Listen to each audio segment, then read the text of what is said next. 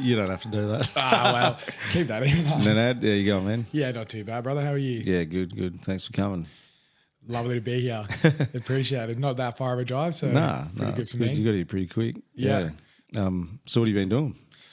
Nothing much at the moment.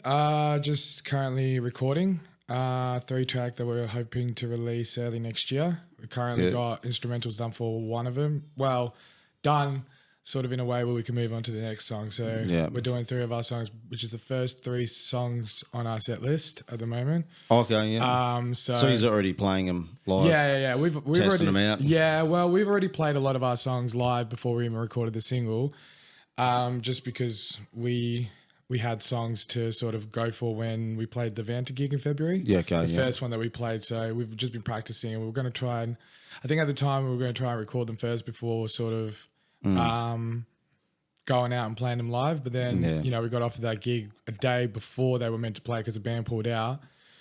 We just sort of been playing the demo versions of them since. I didn't even know lyrics to 3 of the songs when we played that show. Oh, so you were just making them up? Yeah, I was just making them up on the spot. I was thanks Kendrick Lamar, for that one.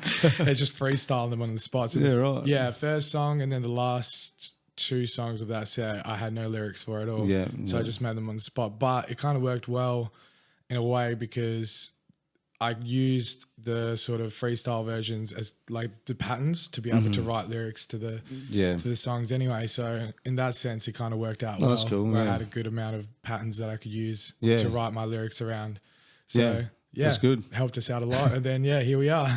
So who writes the music? Do you write some of it? Can you play an instrument? No, I can't play an instrument. So I'm just really. Do you kind of still go, no, I reckon do this or do that? Yeah. So I do have a bit of input in like structures. And So in King Hit, where you have the little sort of double bass triplet in the end of the breakdown, that was my little insertion. Insertion. I was like, that could use a little cool triplet. And then that's cool. I think even in the new song that we've kind of got, like that we've just done, I was like, I'll put a triplet breakdown in there. And it's like, Josiah's like, man, you love your triplets, don't you, my drummer? He's like, you love your triplets. I was like, I love a good triplet. It comes in threes. It comes in 3. That's right. All the best things come in 3. Yeah, that's right.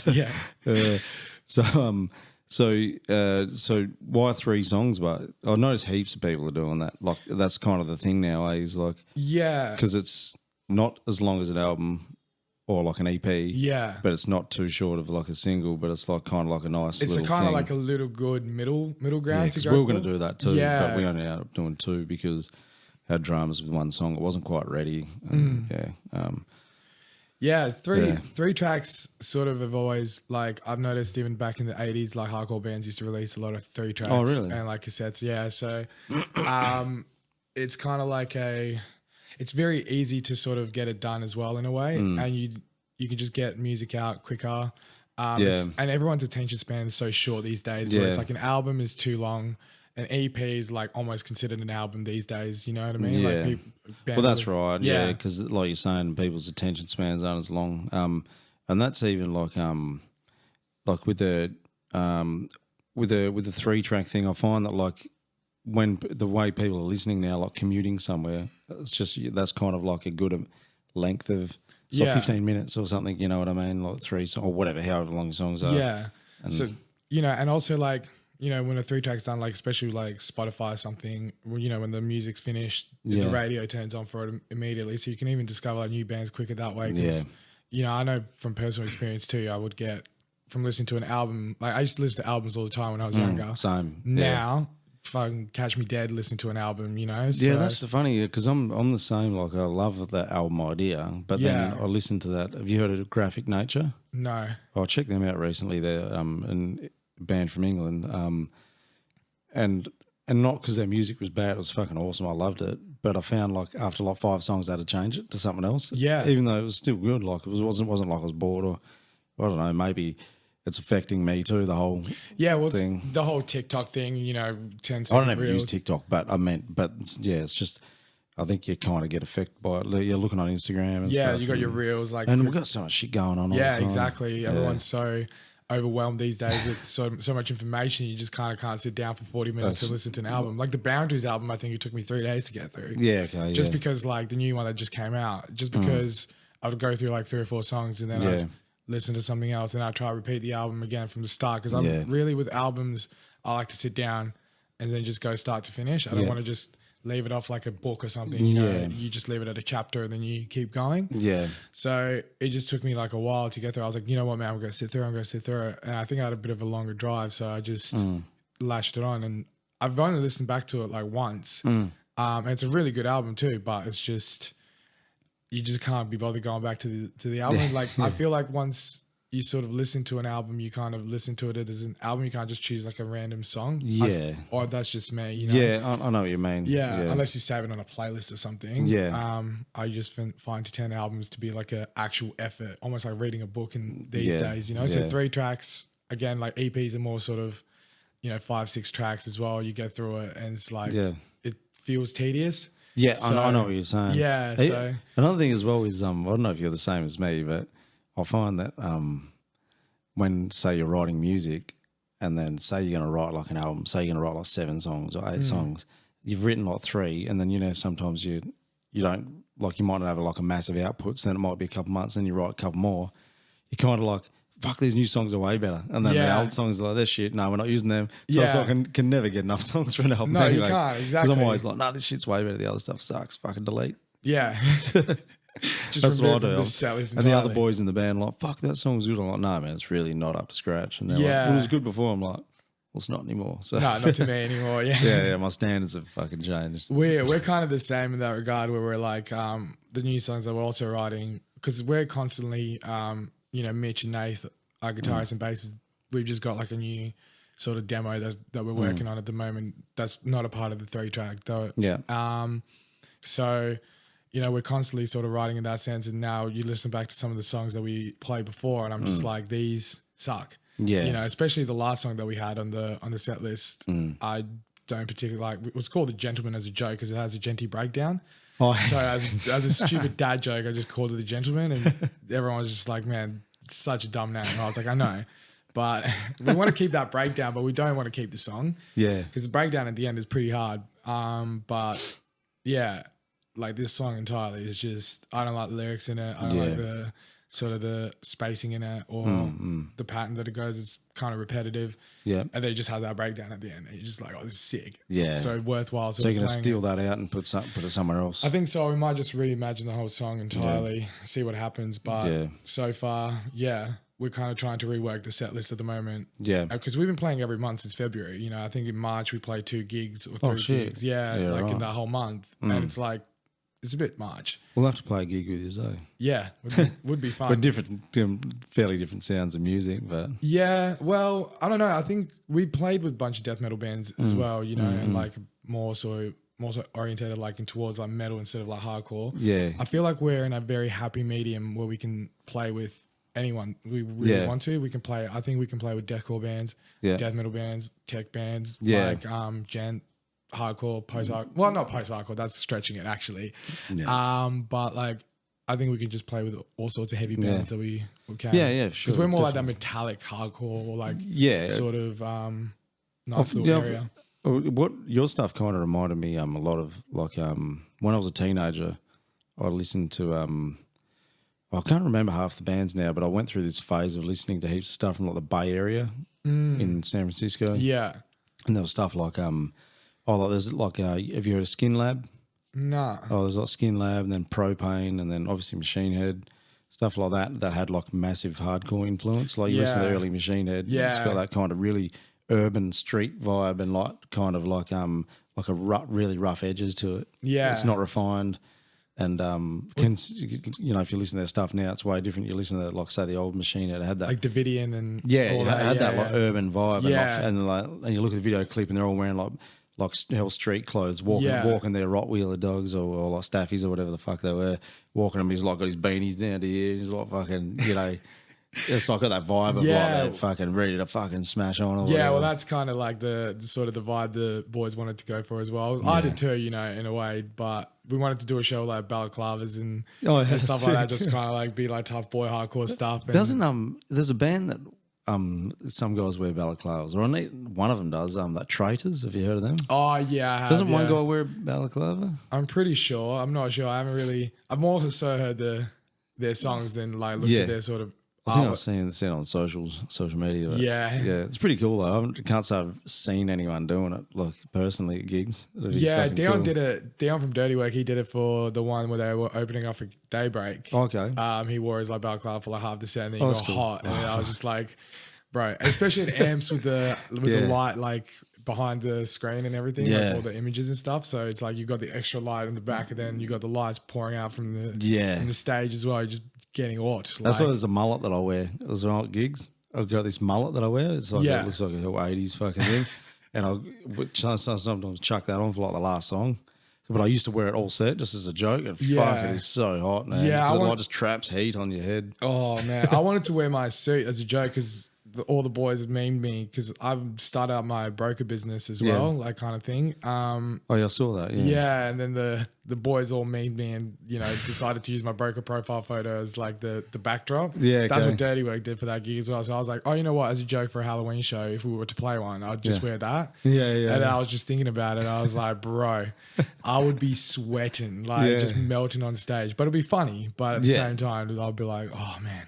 That's all. Yeah, you'd see all these bands like Slipknot and that over the years. The shows they've played in masks and like fucking jumpsuits. Fuck, man. Especially in the early days. You get like heat stroke. Yeah, well, especially in the early days of Slipknot, like where their masks were just they're probably now they're like a bit more vented and probably a lot more high end. Whereas back then they're just fucking pretty like they were just like attacking agricultural their face, melting on their faces as well. Like I think Corey Taylor was talking about how his first mask, he had the dreads coming out of the actual like mask and stuff, which I thought was pretty cool. But like it was just, I imagine it'd be brutal, and like the plastic was just melting off his face and stuff. I was like, man, but that was so hectic with everything. Yeah, back in the day. Sure. Yeah, definitely. Lovely band. Yeah, charming fellows. So what got you, why hardcore? Why do you play that in particular? What's your genre? What is it about that? Like what's? I think sort of. Oh, sorry, 2 seconds. No, you're right. 2 seconds. So where were we? What were we talking about? Why hardcore? Oh yes, yeah. Yeah. So I don't know. I think were you listen to shitloads of it when you grew up? Not really. No? No, I never really got into hardcore until maybe, I wouldn't even call them hardcore, like Knocked Loose maybe, Code Orange, like the I Am King album for Code Orange and then Forever. Knocked Loose again, Laugh Tracks and Kublai Khan. So all those kinds of bands are more sort of, I wouldn't say they're hardcore, they're more metalcore, but like the old school kind of like metalcore. Yeah. Before the sort of chugs and everything like that, That Kublai Khan kind of, they remind me a bit, and I'm not super familiar with their stuff, but they remind me a bit of Hatebreed. Yeah. So that's kind of like the sort of sound, that metallic kind of hardcore. Yeah, because I haven't typically ever really listened to much hardcore. Like Hatebreed's probably the biggest hardcore band I listen to. But I didn't realise there's actually like levels to hardcore as well. Yeah, it's a tier list there. It's like just tiers of hardcore. It's like, man, it's like people are probably like, they're fucking way too mainstream. Yeah, I make fun of like kids in hardcore so much about that. It's like, oh man, it has more than 1,000 monthly listeners. Screw that. Sellouts, posers. It's like $9.99. They're like, fuck, it just clicked over now. Yeah. 1001. Now you're done. They're dead to me. Yeah, dead to me. I'm deleting it. I listened to their old stuff before their new EP came out. It's like, bro, who cares? Yeah. Sounds like it was recorded in his mom's basement. This is sick. And it's like, man. That's not black metal, hey? Isn't it like the worst it sounds? The more like fucking true it is or whatever. Yeah, it is. It was back in the day, like, with all those sort of like Burzum and Burzum or Varg Vickens and all that. And so fucking Emperor and Immortal. Is it Immortal? Yeah, Immortal as well. And then what's the big one that everyone always loves to talk about? Dimmu? No, not Dimmu Borgir. Mayhem. Oh, Mayhem. The guys that fucking had the guy shot himself. Yeah, and the guy made a necklace. Yeah, they made an album cover out of it as well. I tried looking for it on Spotify. I was like, surely they didn't put this up, and they didn't. I was like, they didn't. Come on, man, come on. That's like Carcass had. You know Carcass? Yeah, I've heard of Carcass, yeah. They had, I remember my brother, my oldest brother had a mate that he lived with, and this guy was I think he was a junkie. Nice guy, but he was obviously just going through a rough patch and was stuck on the drugs or whatever, and he wanted some money, and I was just a young fella. I was like a teenager, like 15, and he had heaps of, he had like, I think one band was like Carpathian something or whatever. They were like a black metal band, and then some Dimmu stuff, heaps of Carcass CDs. It was stuff I hadn't heard at the time, because at the time I was listening to lots of Pantera, Megadeth, Machine Head, Metallica, Sepultura, that kind of shit. And then he had all this shit, and I was like, fuck yeah, new stuff to listen to. And he had like it was like a, you know, like a small flight case thing, or not flight case, like, you know, suitcase, zip up one, and that was just full of like CDs and VHSs, and there was and on there was the Carcass one, and I don't know how rare it is. I wonder if I still get this thing, but it's a cassette, and it's got a photo of Kennedy's head like blowing apart, like it's the actual photo. Of him getting shot. Unedited, yes. Yeah. Of him on the autopsy table. Oh, wow. And his head like on one of them block things they put it on, you know, how they like rest their head on it or whatever. Yeah. Yeah, and it's like all fucking blown open. It's fucked up. It's graphic as fuck. That's hectic. And that was their live VHS, I think. I think it was. I'm sure someone will correct me if it's not, but I wonder if I still got it, because I bet you that's worth something, because I'm pretty sure it got banned pretty quick, but this guy had it. Yeah. This guy had like heaps of cool shit that I'd never heard of, like super underground bands, like black metal bands and that I can't remember now, but this guy just like was an avid collector of it. And then he had that book that was about, that book that was written about like about Mayhem. You know how that guy wrote that book? Yeah. Yeah, about, I can't remember what it's called now. And he had that. I'm pretty sure he had that, and he gave me that. I think I gave him like $100 or something for all this shit. That's probably worth a fuckload now. Yeah, on eBay. Probably, yeah. If you definitely worthwhile having a look and seeing what the value of it is. I need to ring mum, see if it's still at her house or something. Yeah, just double check it. Yeah. But yeah, like if you think hardcore has tiers and levels, geez, black metal is like even worse, man. Like I can't keep up with it. Like, even when you said post hardcore, I don't even know what that is. Yeah, that's more like your bands. Like I mean, Fugazi was one of the first ones.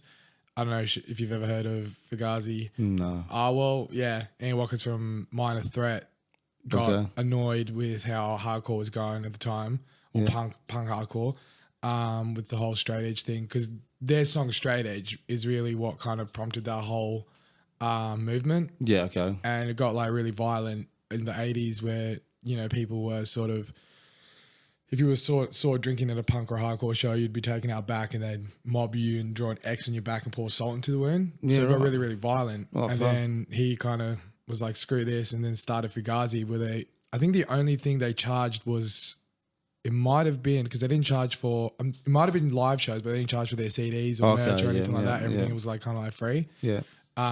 Waiting Room is their biggest song. I'm pretty sure you might have heard it somewhere, but yeah, it's a huge song. So kind of started off with that, then you have like, it kind of made a... So what's it called? Post-hardcore. So it's like hardcore, but it's not the same rules or something. Is that what it is? It's not sort of like, it's kind of got the same vocal, but it's more like emotional, especially when you kind of go into the 2010s. So it sounds fairly different, does it? Yeah, it does. It's still got the same riffs, like John kind of riffs? No, not really. No, it's more like sort of clean guitars in a way as well. Okay. Or you have some distortion on there too. But bands like Touche Amore or La Dispute. I've heard a lot of Dispute. I used to know a guy that listened to them. Yeah, so that's kind of like the more sort of like spoken word. Kind of deal. Or you can be screamed poetry slam. Yeah, that's what it was. So it was just, I mean, in the mid 2000s, it kind of got sort of, bands like Escape the Fate or something like that were kind of considered that sort of post-hardcore movement, but they really weren't. They were more sort of like, I wouldn't even say metalcore or things like that. It was just sort of like a different thing. Escape the Fate was like Motley Crue with screams in it, I suppose. I've always sort of looked at it that way. Yeah, I can't say I'm Dying not is your latest Sorry, what the fuck? Sorry, mate. No, you're all right.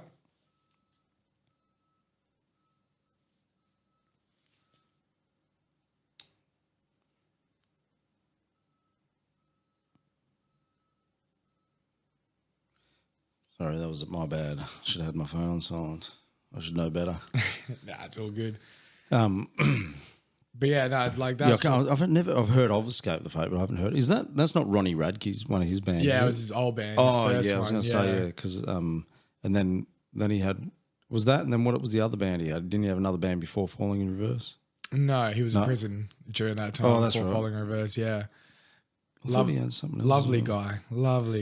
Actually, I reckon he's a funny guy. He is pretty funny, but it's just some of the things he says. I'm like, man, just stop digging your own grave, man. I like how he just calls people out, like he screenshots their comments and then puts a response. It's fucking funny. Yeah, puts them on Instagram and stuff like that. His TikTok thing.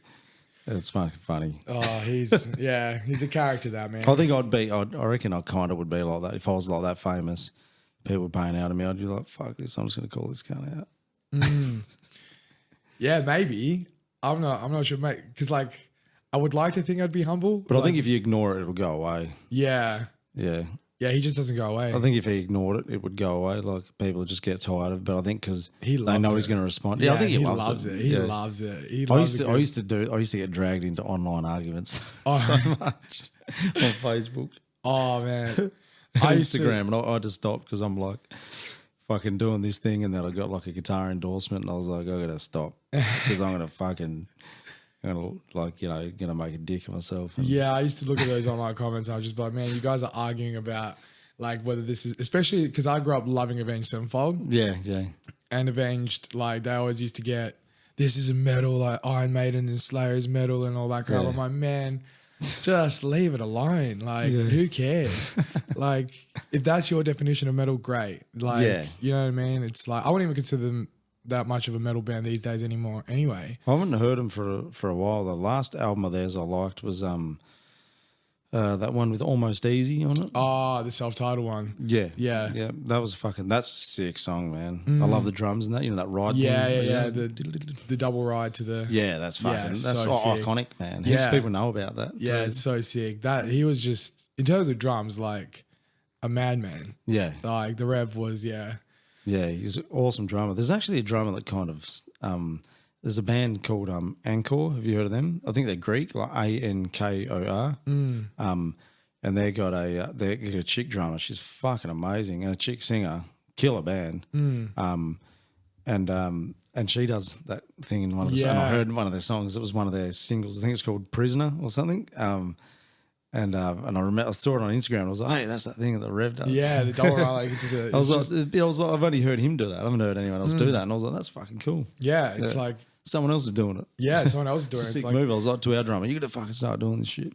Yeah, I was like to Josiah as well. We got to start doing the double rides like the Rev does and stuff like that. Me and him just always constantly at jams, just like playing Avenged Sevenfold songs, and everyone, like the rest of the band, is just like, guys, just stop, like stop. Damn, Shadow's a good singer, man. Yeah, he is.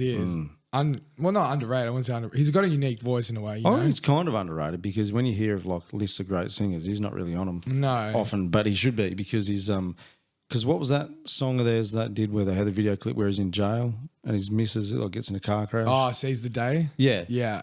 Awesome vocals on that. Yeah. And then he's and he can do that scream plus vibrato thing that he can do, which I would imagine would be quite hard to do. Yeah, with that Fry of his as well. They just leaves on for like 15 seconds back in the day. Yeah. Well, not even 15. He could do it for like 30 and just like Mike's like all the way out here. And he's just like, bro. His face is going red. Yeah, his face is going red. That rock hammering clip. It's like, bro, how do you even do that? Like, I saw that Chester scream, you know, giving up. Yeah, the Linkin Park one. Yeah. Where what's the song that he does it on? Yes, giving up, isn't it? Yeah, I think so. Yeah, I think that's the one. And then I seen live that new singer that Emily. She does it live, but she only does like half and then does it again. Yeah, and I was like, doesn't hit the same. No, it doesn't. Even though I think she's a good vocalist. Everyone's paying out on her. She's awesome, but yeah, I haven't heard it at the moment. Yeah, just kind of been. I saw a new vocalist for Linkin Park. I was like, I've heard him before. I'm done. I'll get that. Yeah. It's just like with those old school kind of bands when they change, especially when you change vocalists. Like it's really sort of like you're just like The thing I like, because I remember just growing up listening to so much Linkin Park, playing like Need for Speed Underground. Yeah. And listening to Linkin Park flat out. Yeah. And it's just like so nostalgic for me. And I loved that whole like how Mike Shinoda does the rap and then Chester does the screams and the other vocals. And I love that whole dynamic. And no other band was really doing that on that level that good. And like with the electronic elements and that. And I fucking love it. And then so when they kind of went shit for a while anyway. They released a couple of really shit albums. And then obviously Chester died. That Transformer money, baby. You don't need to fucking release any good albums after you do Transformers. Yeah, especially like What I've Done, like that. Yeah. You know, the amount of money you'd be getting from that. Oh, yeah, 100%. Insane. So why? Yeah, but I guess they probably still want to make music though. Yeah, of course. But, But then obviously when she's come on the scene, I was like, didn't really care. But then I think I heard a clip and I was like, oh shit, that sounds all right. And then I checked it out and And I just love, it sounds kind of like their first stuff, like Hybrid Theory. It's got a bit of that, and I love that album. And I was like, fucking, it's fresh to finally hear something like this again, because there's been so much metalcore doing the same fucking shit all the time. Sick of hearing it. Yeah. And then it's something fresh. I'm like, finally, something that I used to listen to. That's but coming not, back. not having to listen to the same old album I listened to. Yeah. Now it's kind of like refreshed itself. It all goes in like 20 year. I feel like everything goes in like 20 year sort of cycles, you know? It does, eh? Because like you can hear now like old school metalcore come back, like with bands like Dying Wish and even Boundaries and Sea Space Cowboy. Like all those bands are like taking that old school. And a bit of thrash is coming back. Guitar solos are coming back. Yeah, thank God, man. I love a good guitar solo. Yeah. Like when people like just discarding like guitar solos for just breakdowns, I'm like, come on, bro. Can we have both? Just a bit. Saw that meme with that little kid. Yeah, Can we have both? Like the old El Paso meme.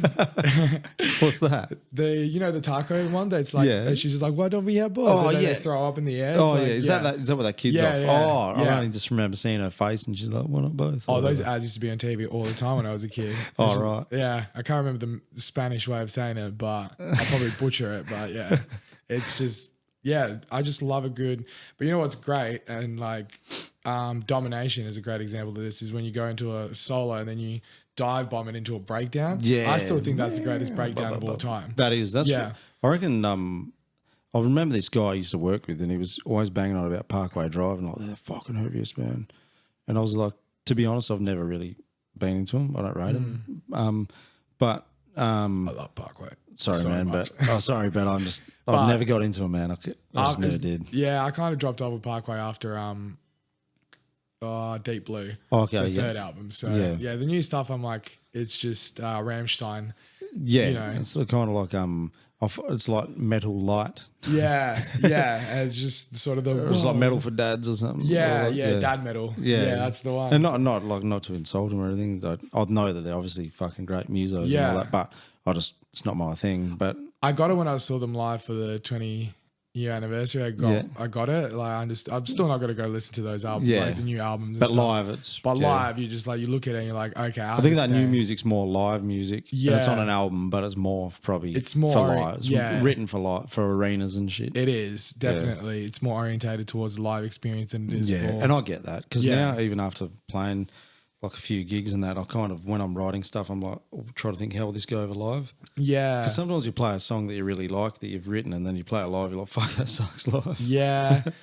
Yeah, I think we were sort of thinking about that as well, but I just don't really, as much as I love playing live and stuff like that, I don't want to sort of just focus on having it, this is going to sound great live. It's just like, it just sounds right for the song. Yeah, of course. You know, because like, you might not be able to do it live, but as like a recording and as a final piece of art, like it will just sort of resonates a bit more than just thinking about how it's going to sound live. Figure that out later. Yeah. But yeah, like the live experience sort of will come naturally, I feel, if you just put a lot of dedication into the art and the craft of the song. Yeah, for sure. Before you sort of think about what is going live. But also at the same time, sometimes when you do hear a breakdown that you've written, or like a, riff or anything, you're just like, man, this is going to sound so sick live. Yeah. So it's like, I feel like when it comes, or they both sort of come together, it's just, there's a bit of magic there as well. When you're just definitely, like really focusing on making the song work, but then when you like hear it all in like a final sort of thing, and you're like, man, this is just going to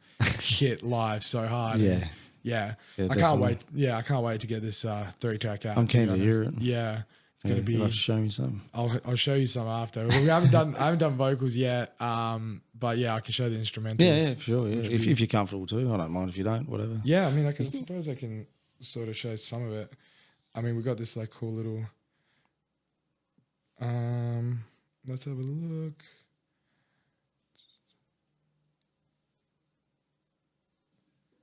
If you can hear it on the, do you want me to just put it on there? Yeah, you can. Yeah.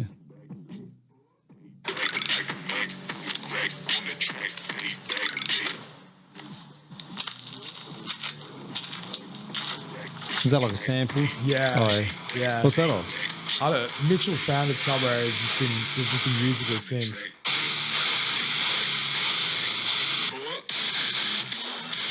It's just that. That's sick. Punches you straight ahead.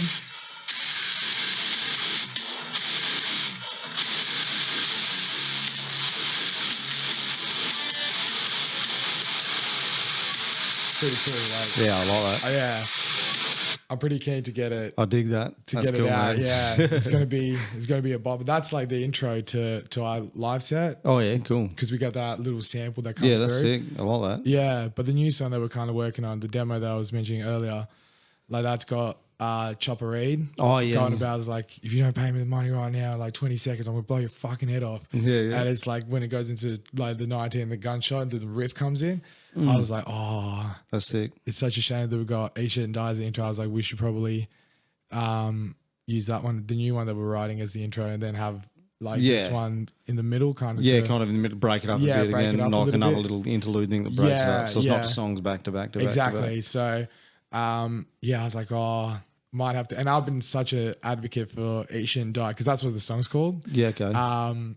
It's just funny because Mitchell just, you know, when you write your demo, like names and stuff, you know, like you just make ridiculous song titles. And then he was like, oh, Eat Shit and Die was like one of them. And I was like, I might use that as a lyric actually. So I did. It's like the first lyrics of the song is like Eat Shit and Die to those who sell us out, and then Eat Shit and Die to all you corporate scum. Yeah. So that's and then he was like, you're actually going to keep the title? I was like, yeah, I'm keeping the title. That's for cool. Sure. Yeah. Because it's funny too. It's like, you Yeah, just randomly have a song called Eat Shit and Die. And I'm just like, pretty funny. You're going to get cancelled. Well, who cares? The venue will be like, sorry, we can't. Yeah, we can't promote you. You're just promoting people dying and eating shit. It's like, well, yeah.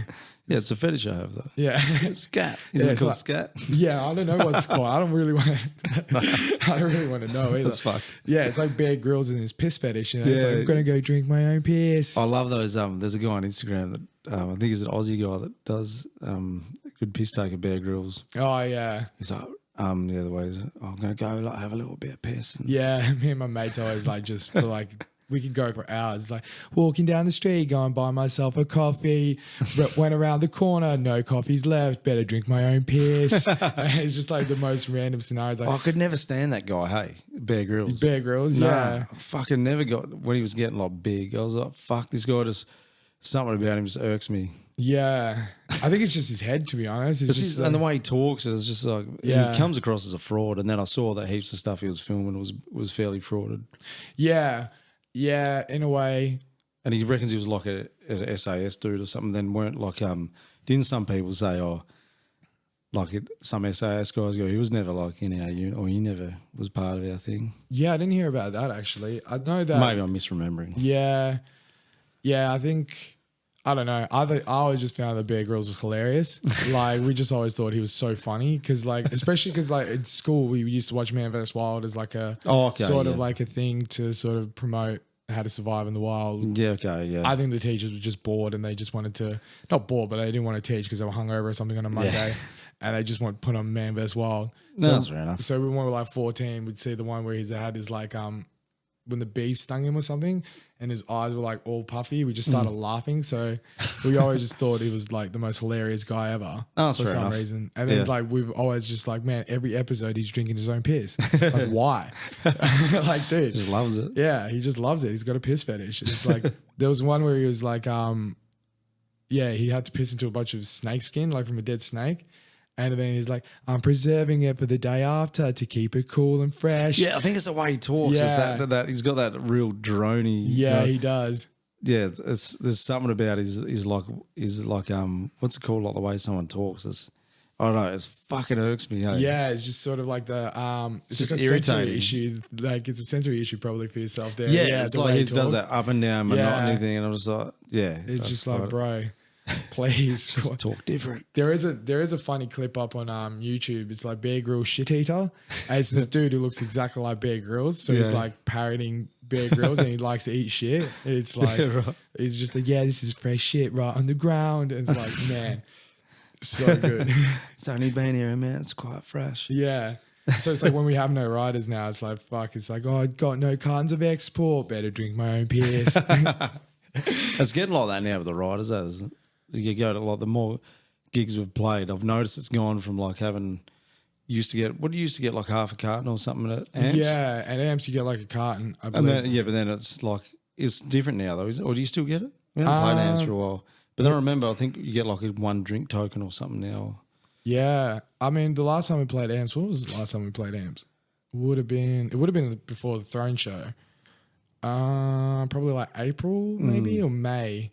You still have the carton there? Yeah, I think we did have the carton for that. Maybe it's just after probably, no, fuck these guys. Yeah, nah. But like, yeah, like Linnets doesn't have any, you just get bar cards and like, I'm like, man, come on. Yeah. But I don't really drink before I go on stage anyway, so. I only like to have one or two just to. Yeah, same. I'm more like a 1 or 2 just to sort of like calm the nerves a little bit. Yeah. And then like kind of meditate a little, like 15 or 30 minutes before.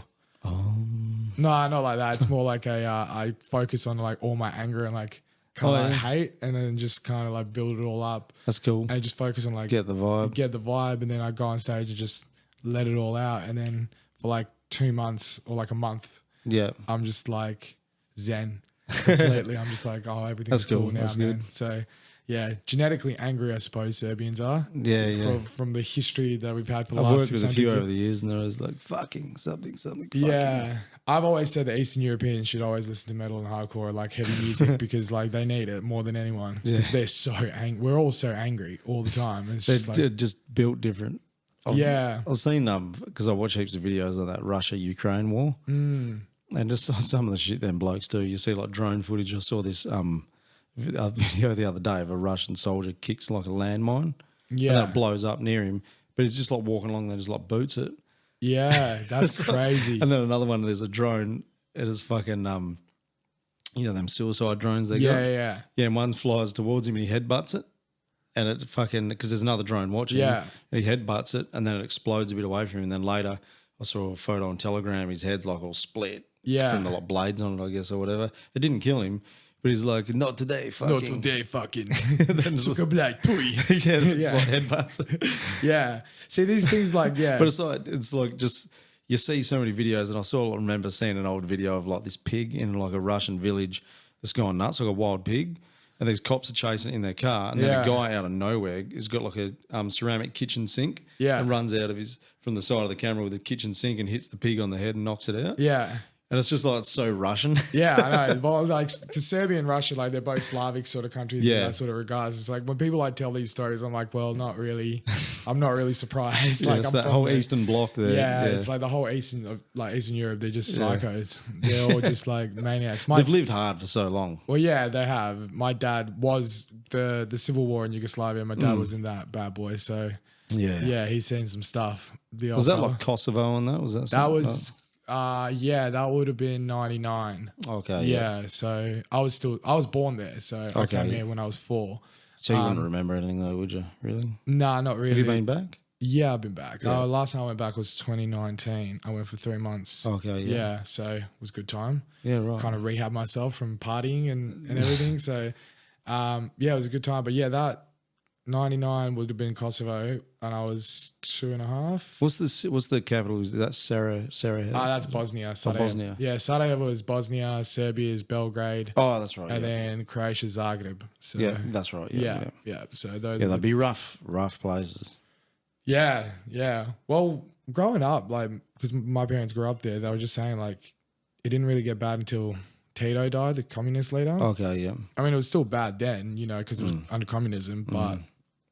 You know, the tensions didn't start building until sort of the 80s kicked in, and then the 90s kicked, and there was just war. They got bombed by NATO and that as well. Yeah. So where I was born, my parents had to put me in a van with a bunch of strangers, or not strangers, they were like friends, but they weren't like really family friends. Yeah. To drive me over like probably like 4 or 5 hours to get away from all when my grandparents were living at the time. Yeah.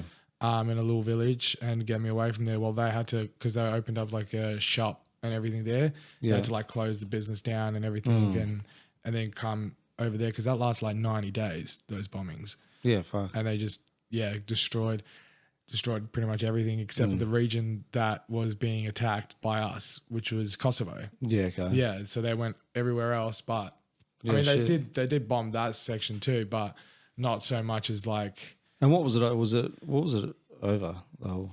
So was it because isn't there some Muslims over there and some are Christians or something? So that would have been Bosnia. Okay. So I get it mixed up. Yeah. So the Bosnian genocide that happened in around 95, that would have been, the UN kind of helped out to get us out of Bosnia and stuff like that. That bloody situation there. Yeah, so bad. But then in 99, the Kosovo thing was during the 70s and stuff, Tito allowed a lot of Albanians to move into that region of Kosovo. Okay, yeah. And Kosovo is kind of like I wouldn't really want to equate it to like how, you know, Palestine and everyone looks at Gaza and all that whole sort of holy land sort of thing. But that's kind of our place where we freed ourselves from the Ottomans, the Turks. Yeah. So that's, to us, is like our holy sort of land. And then Oh, I okay, think, right, yeah. I think just because we were causing so much terror in the 90s, NATO just had enough, and they were like, all right, we're about to drop a whole bunch of bombs on you for 90 days. Yeah, okay. But, you know, as Americans like to do, you know, with their sort of, you know, peacekeeping, they bombing for peace. Yeah, bombing for peace. They go for your hospitals, your, you know, your schools. They go Infrastructure for infrastructure. They go for your media, like stations.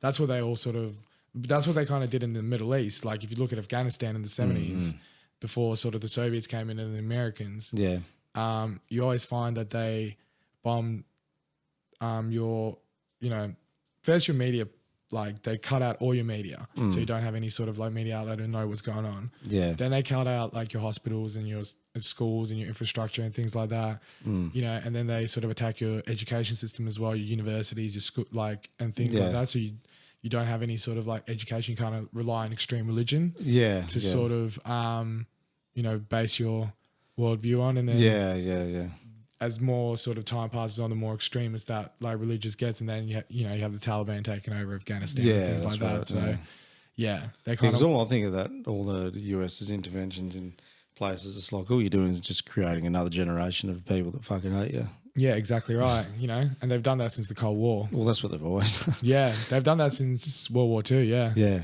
After World War II, they started becoming Team America peacekeepers.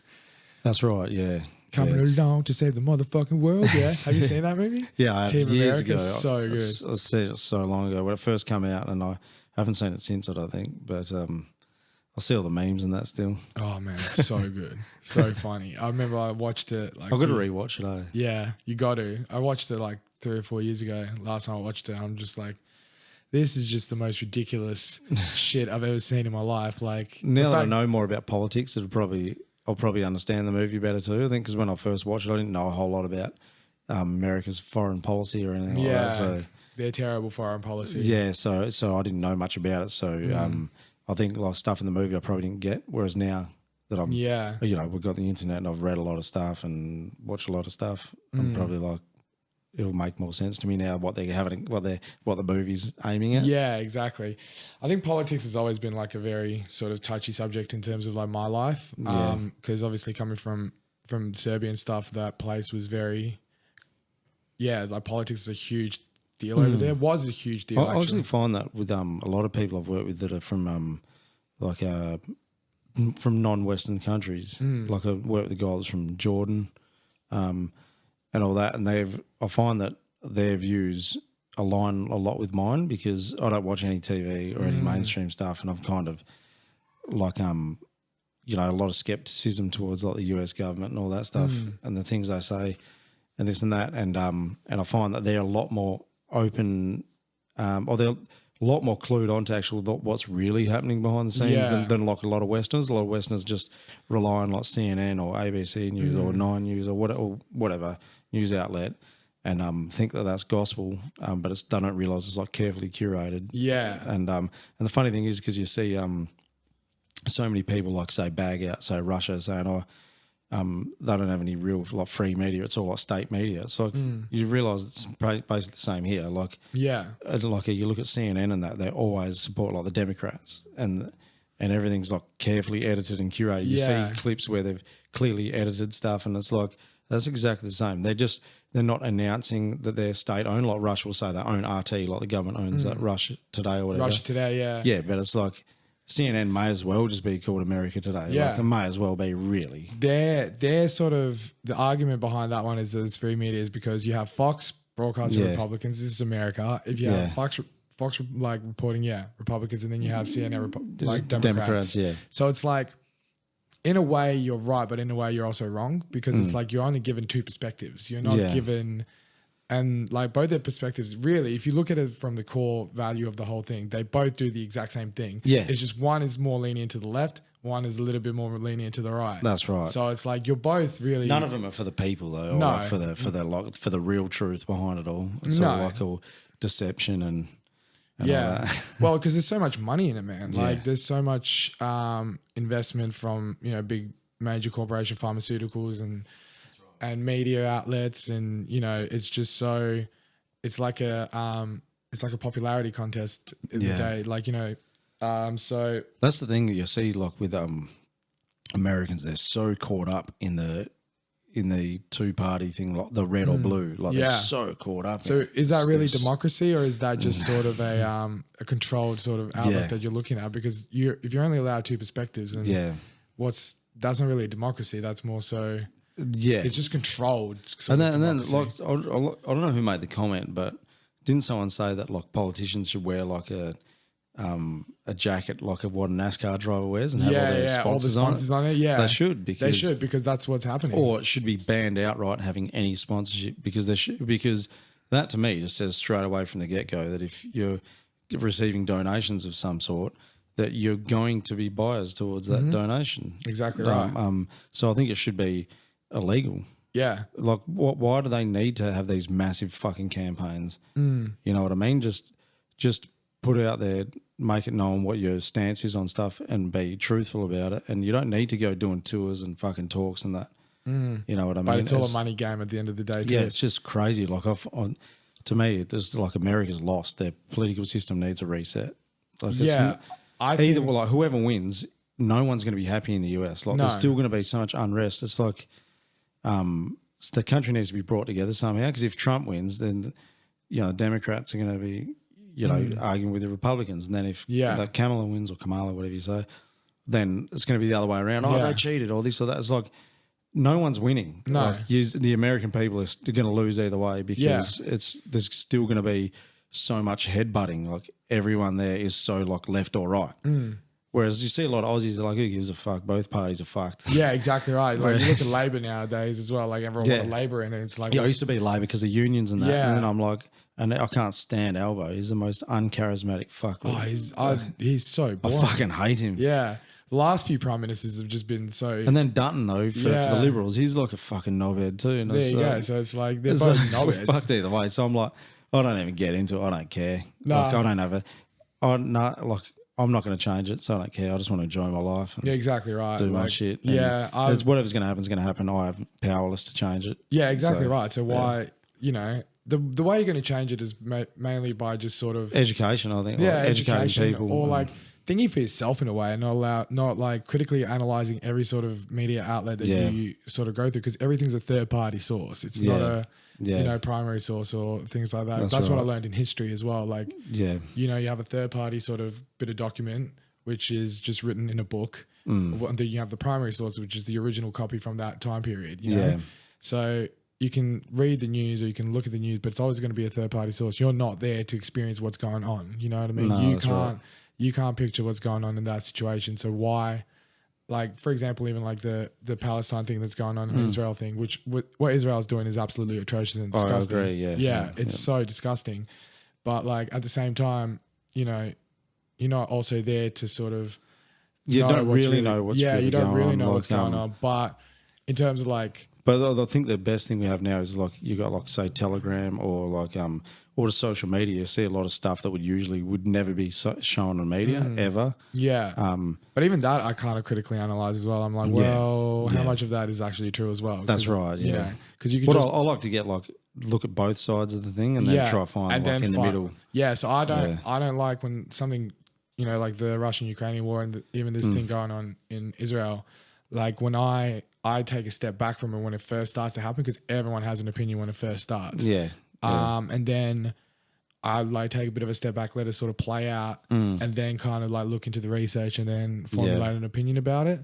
But I'm not going to go around, if it comes up in conversation, for example, like this is something, I'm not going to go around talking about it. Yeah, I typically avoid the conversations because I find that ends up in like divisiveness. Yeah, it does. And also, I don't really like talking about sort of that whole war thing just because my family's been so traumatized by it. You know? So it's just like it's a very touchy subject in terms of my thing as well. It's like you don't really know what it's like, whereas my family does. That's right. Yeah, like my dad went to prison for 10 months in Croatia because he was a prisoner of war. Okay. Yeah. Like, so you don't know what that's like as well, because we're the oppressors in that like sort of war that happened. Yeah. We were the oppressors. Like we were necessarily the bad guys. And I can sit here and admit that, you go around villages and executing a bunch of Muslims and stuff like that. It's very disgusting stuff. So I know what it's like from that end. You know what I mean? Yeah. So it's like when people, especially when like things like this happen, and then you look at like Jewish people and the Jewish community is like kind of copping it at the moment. Yeah. In terms of what Israel's doing, they're not at fault. Like the common person that lives there doesn't want this to happen. That's right. To anyone. And that's like a lot of people like you say like anti-American sentiment because of like because the US is like interventionism and stuff, and it's like but the average Joe probably doesn't want anything to do with that. No. Like you need to separate the government from the people. Yeah, exactly. That's like even say Australia sending stuff to say Ukraine, like they sent like armored vehicles and stuff or artillery. It's like I wasn't asked if I want my tax money going to that. No, but that's why people are elected so they can do whatever they want with your tax, I guess. But I mean, we weren't asked about that. So say like Russia then took issue with Australia, it'll be like, well, don't fucking blame me because I don't necessarily support our involvement in it. It's not our thing. Let's worry about us. Like, what the fuck has that got to do with us? Like, fucking 2 years ago, you were saying Ukraine's the most corrupt shithole in the world. Yeah. And then now it's like this beacon of democracy all of a sudden because America fucking has got their fingers in the pie there and like been laundering money and stuff. And it's like... Yeah, it's just all a bunch of malarkey. I I just think we should just solve world issues by playing a game of chess or nowadays just COD. If you want war that badly, just do a fucking online multiplayer free for all. Now you got the battle royales. Just fucking create an army in like Fortnite or something and then just drop down and just stop killing innocent people that don't need. Like, I feel so bad with what's going on in the world at the moment just because it reminds me a lot of what happened to us, to my people, and then it also is just so horrible to see. You know, the stuff that's happening in Gaza, like as much as people saying, oh, but Hamas this or it's like, yes, but man, they're killing kids. Like there's no kind of excuse for that at all. Like I don't care. There's no excuse, man. No, not at all. No, not at the volume I've seen of videos on Instagram.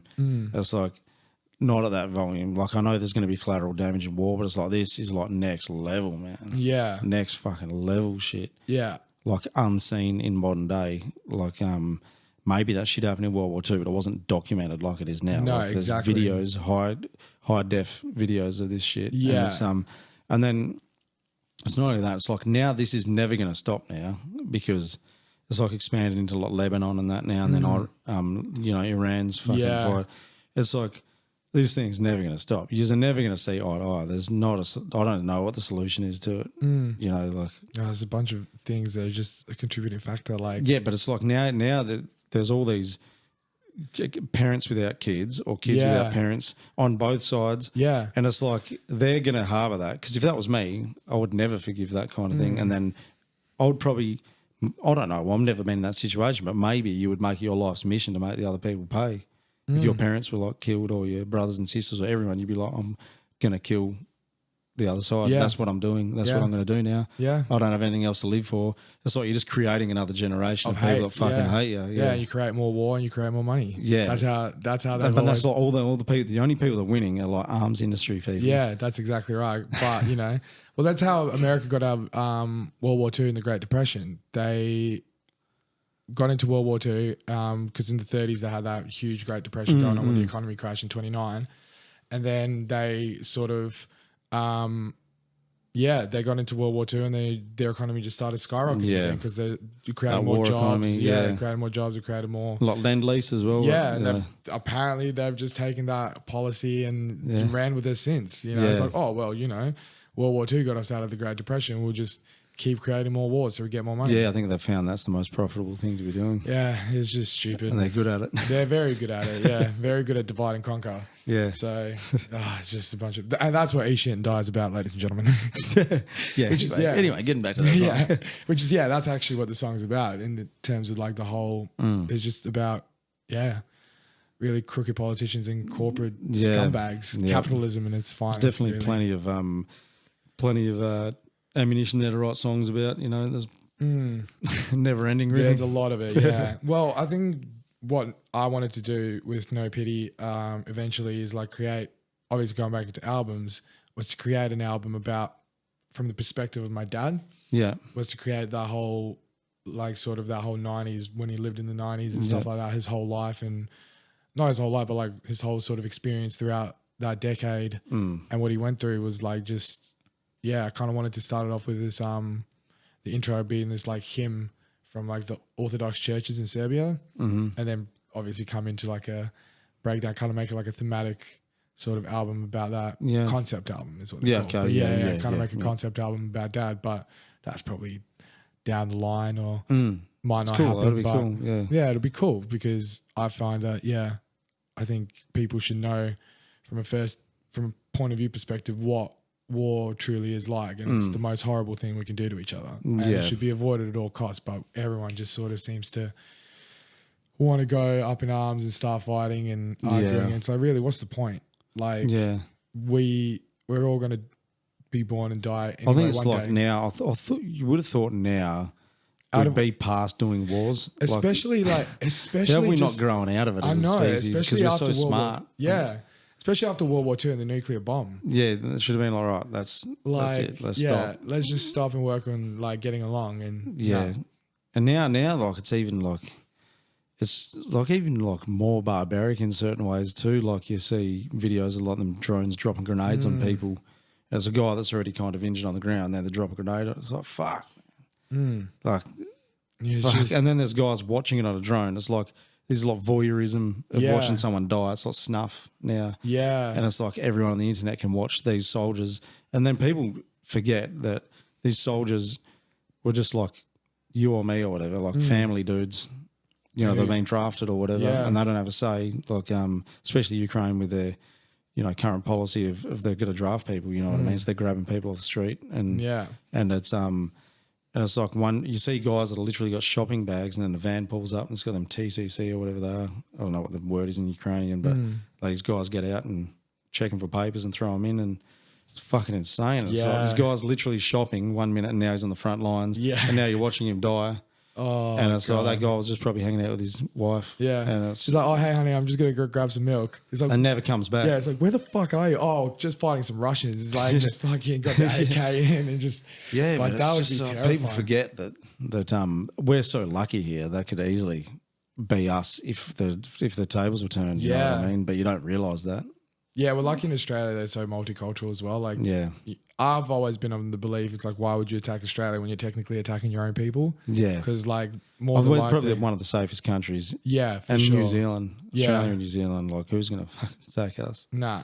Apart from our resources, China might be like, oh, yeah, they might resources and juicy. Yeah, let's get that iron ore in us. Yeah, and some lithium. Yeah, ooh, batteries, sick. Get those Teslas out on the road. Yeah, yeah.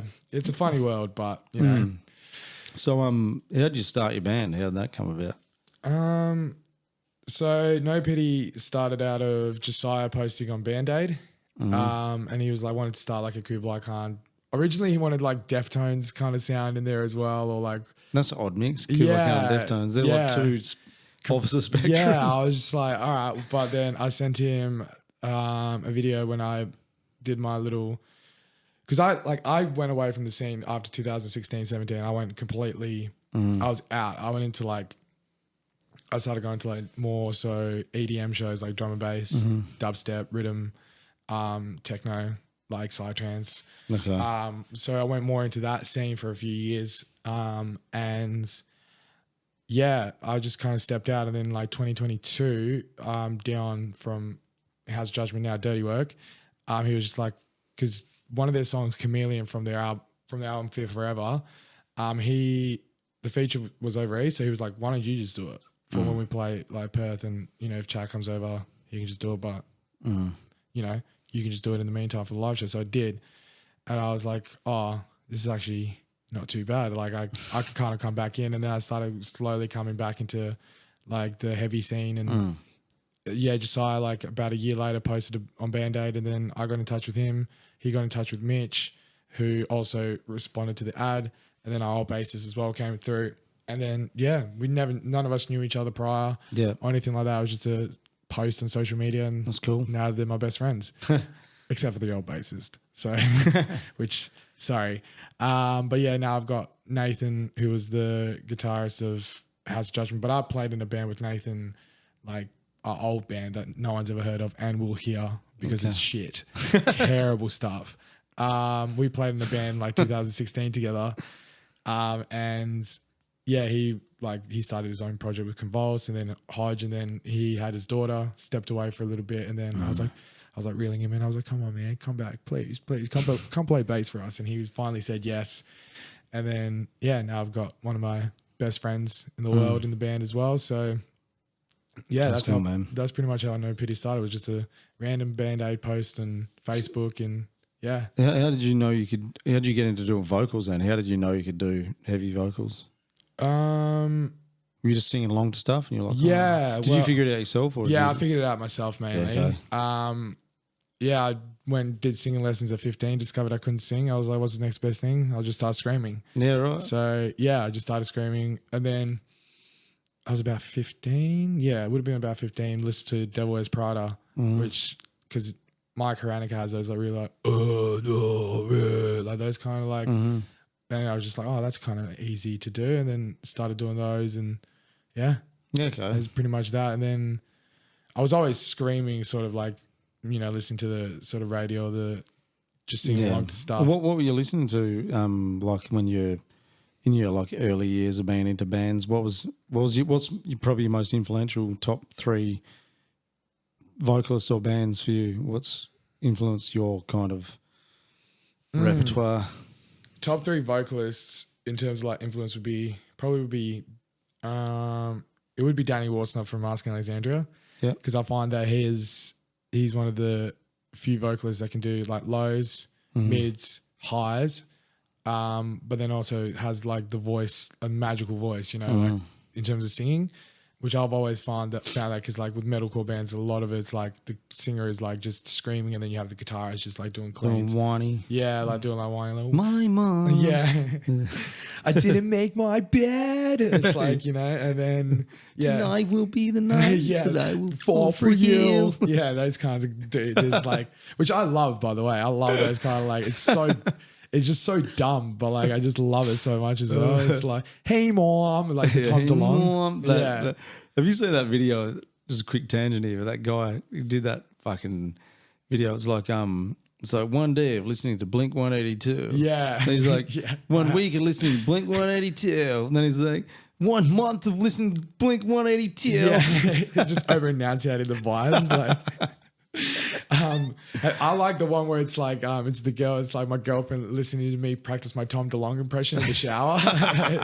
He's like, where are you? Where are you? Is that the one where the chick's like looks emotional? Yeah. I love those videos. The best ones, like my favorite one was I don't know if you're a wrestling fan or not, but it's or like a 90s wrestling fan with Stone Cold Steve Austin. Oh, I think I used to play the old games like NWO on the N64 and stuff. My girlfriend like listening to me do a Stone Cold impression like in the shower. She's like, what?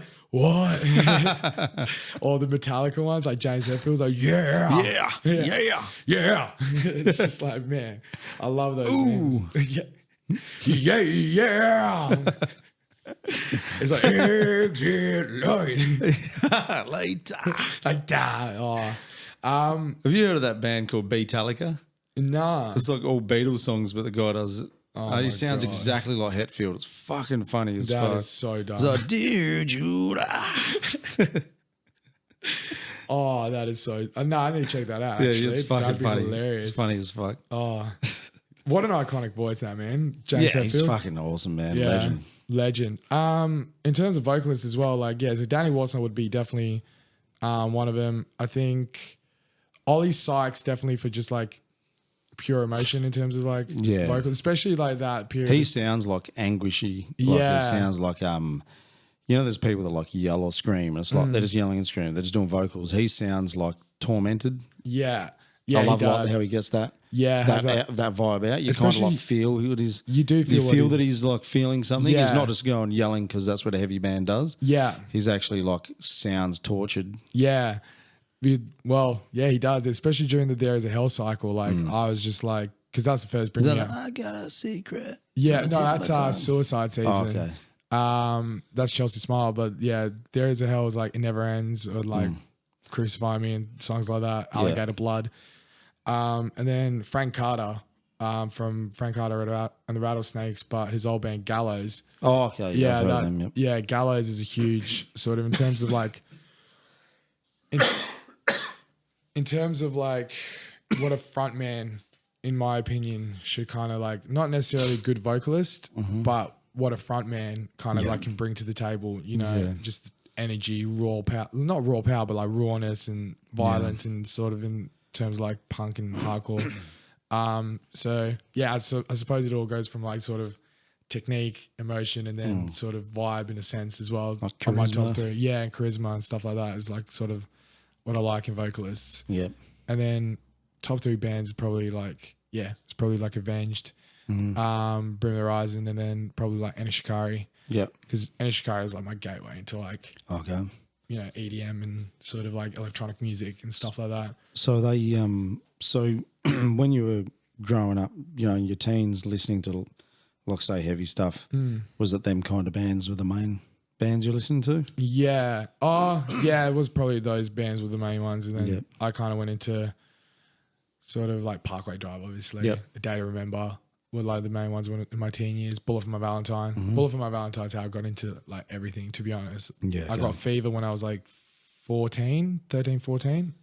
Their third album, and then from that day on, it was just... I went through a phase of listening to them. Tears don't fall. I hate that song so much. They crash around me. Oh, man, I hate that song so much. One of my friends, like old friends, when we were like 14, like a music class would just sing it like on repeat. And I'm just like, bro, please Shut the fuck up. Stop, man. And just like every time this song comes on, I'm just like, no, turn it off. It just get Vietnam flashbacks. Yeah. It's just damn. Yeah. It's just like flashes like, whoa, man.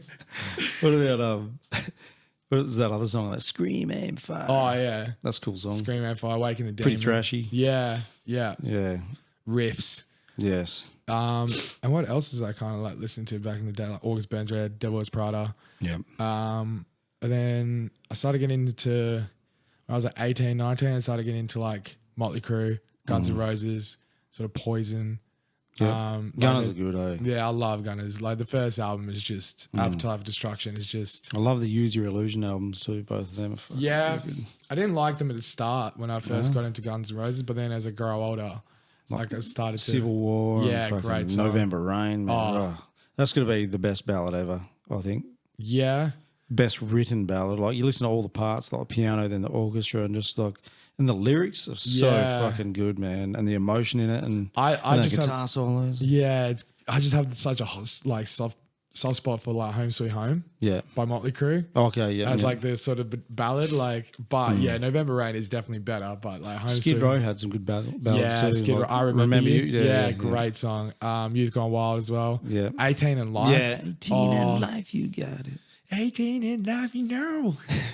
He's a good singer. He is. Sebastian Bach is a great singer. And then, I can't go into like, because I just like discovered Motley Crue, and I just wanted to be like I was in like 1982 and in Motley Crue and just partying all the time. And just would have been different back then. I remember seeing an interview with Sebastian Bach, and he was saying about then like just how much money they had, and like it was just so different to now. It was like a different time. Then you look at like the old Pantera videos. Oh yeah, of them just like the Volga videos. Yeah, and them like fucking hotels throwing TVs out the windows and shit, and like putting on fucking NFL helmets and like head button mirrors and fucking light globes and fucking letting off firecrackers and lighting up toilet paper and shit in hotel rooms and burning shit. And it's just like putting holes in doors. And it was like they were just like fucking menaces. Yeah. But you would never do that now. You would do that once and you would never play another show ever again. No, you'd never be able to get away with it, you know? No. So, it was a different time back then as well. With the black tooth grin as well with Pantera. It's like, you put in a bit of a But it got all, what was it? Crowns, like Crown whiskey. Yeah, a dash of Coke, Seagrams or something. Green. Yeah. Black Tooth Green. It's like the Megadeth song. It's like, I think is it that where they got it from? It was one of the lyrics from Megadeth. Maybe. But yeah. Oh yeah. Black Tooth Grin. Looking back, it's always 2020. Fuck, what's that song called? Hello, me. The real me. That's the and one. my misfits way of life. That's the Dark one. black past is mine. Oh. me and my friend Jake, we just always used to at work. We always just used to go like, "Hello, me is the real me." Like just like walking along to each other, like just so ridiculous. It's actually, I fucking love that song though. But I come on in the car the other day, and I'm like, if you don't listen to Megadeth, these vocals are so bad. They're so bad. But I fucking love it because I grew up with it. I'm like, fucking, I like love reciting it. Like, hello, me, the real me, like, the real me. The way he says it, like, and my misfits way of life. Oh, that man is a character, Dave Mustaine. Just his voice is just so bad. I just remember first time I listened to Megadeth, I was like, bro, how are they so huge? But then you listen to like the riffs and the guitar work that they have. It's just like, I like his vocals, but I can see why they're not liked as well. Like they're an acquired taste. They are a very acquired taste. I've It's never like really. a fine wine. They are definitely Megadeth because I've never really. Like I do like a few songs by Megadeth, but I never really got fully into Megadeth. That's fair enough, yeah. Metallica, I fucking frothed the first 4 albums. I've been saying that I can't stand Kill 'Em All. I know that I'm going to get so much fucking hate for this, but fuck it, just these vocals are so bad. They are, yeah. Because he's like what, 19 or something? Yeah. Like, but Whiplash. Yeah. Whiplash is a great song. Yeah. It's just so good. Motor Breath. Yeah, it's just the vocals I think are there. I can't listen to it now. Nah. Kill 'Em All's, I'm sorry, Ride the Lightning's as far back as I go.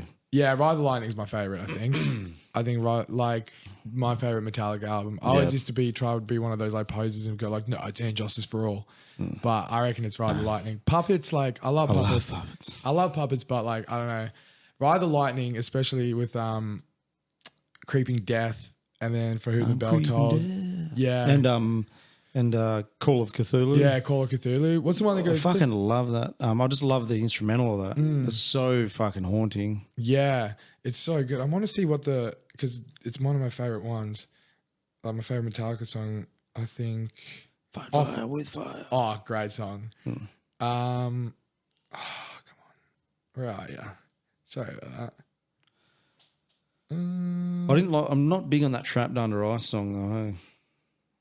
Isn't that one of the songs? Yeah. No, I think that's the one that they don't like either because I always kind of thought that song. So. Yeah, there is that one song that they've never played live as well, and they're never playing it. I think James Hetfield talked about it. He's just like, nah, never.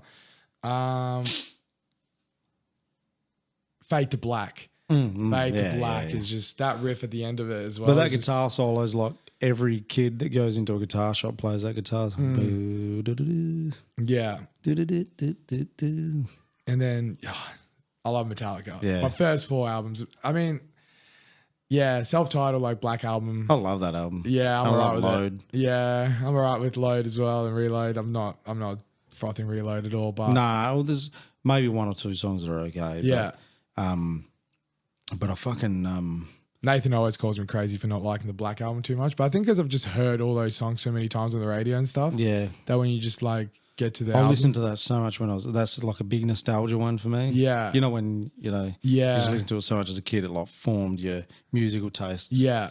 That and I listened so much to Vulgar and Trendkill and Cowboys from Hell so much, man. But mostly Vulgar and Trendkill. Bit of Far Beyond and Reinventing. I listened to that a bit when I was a bit older. Love Reinventing the Steel. Underrated album. It is. I think so too. Well, Hellbound, how good's that? Yeah. Fuck, it's such a good song. I got into Pantera. So when I was first getting into like metal and stuff, my best mate, like he made me like a little compilation CD. Yeah. And there was, I think it was Cowboys was on there, Cemetery Gates. I think he had Mouth of War and Walk on the thing. Those are the only Pantera songs. And I was like, it's a good collection. It's a good collection, but I was just like, I don't get it, Yeah. And I tried with Pantera so hard because when I was like getting into bands, I'd always go first album and then kind of like make my way through it because you don't have when you're 14, 15. What else are you going to do? And I just never understood it. I was like, why? Really? Why? Nah, never until I got to Tranquil. Oh. And then I listened to Tranquil and I was like, bro, this is insane. And then I went back to all the other albums and then they all clicked. Yeah. And I was just like, this is the greatest goddamn fucking band in the world. Philip BJ Solo. Like, and then like listen to Whiskey 101, like the live versions. Yeah. Really Paul on the drums, I'm having a good time. It's like, I just used to do Phil Anselmo impressions all the time with my friends and stuff. Just I'm fucking sitting here having a beer with my friends, having a good time. Really Paul's on here drums and it's like Don Bag on the guitar, Rex Brown on the bass. We're having a good time. Like, I love his vocals on that 101 Proof. Yeah. And then especially Cemetery Gates, when he does one of the verses on that, man, he just does that. I can't remember which vocal line, but fuck, when I hear it, it gives me chills, man. He just sounds so like anguishy in it. I don't know, there's something about the way he delivers that. It's like, oh, mate, the hammer was. I'm getting chills thinking about it. Yeah, the hammer was hitting him hard at that time, you know. So yeah, he probably was going through some shit. So, yeah, he was. I think that was around that period of time where they just released Tranquil. Yeah, and he was. Yeah, I think he just. It was around like 97ish. Or something. Yeah. And he was starting to get fat because he was doing too many drugs. Yeah. So yeah, he was. That album though, man, it's so good. I always say this. That's the heaviest metal album ever, I think. Yeah, it's up there with Iowa. It's just so fucking brutal, man. Oh, Suicide Note Part 2. Yeah. Jesus, man. And then opening track Tranquil, and then even War Nerve. Oh man. Man, like that the middle bit of it where it's like screaming like like it's like fuck, man. It's just so brutal. It's so full of hatred. Like it's just and just and even like the guitar tone and the drums, everything about that album. Like when I listen back to that, I'm like, you listen to bands now that are like everyone's like, oh, this is the heaviest band. Listen to Breakdown. I'm like, it's not heavy, but this is like another level to me. But maybe because it's nostalgia. Yeah, but it's just fucking. It's a lot raw. Sounds like it doesn't sound like put on at all. It sounds like. I don't think so it's authentic. I don't think it's nostalgia. I think it's heavy in a sense because it's so emotionally heavy. Yeah. As well, coming down. He sounds like. That's what I was saying before, with Ollie Sykes. I was like, it doesn't sound like, you hear lots of bands now screaming. Like it's heaps of bands doing it now. But this has like this authenticity where it sounds like he's in pain. Like it's like you listen to it, you're like, man, that sounds like the words you're saying. It sounds like you're feeling them. You're not just like yelling them words off the lyric sheet. You're like, it sounds like you feel what you're saying. Exactly, and that's like Suicide Note Part 2 has this fucking line in it that it still resembles like. I can't remember what it goes like now, which is embarrassing. Oh yeah, I'm not know the line. Do you think? Yeah. Fuck. What is it? Look it up. I'm gonna have to look it up. I'm gonna have to look it up. I want to see if we're thinking the same line. Yeah, because it's just this line. Just do it. Gonna try to die. Yeah, like me. Yeah. It's livid and it's makes graves descending down. Yeah, but it's not that one. It's like But even like that was like you think of that, like, even that the breakdown on that, where it's like descending down. Just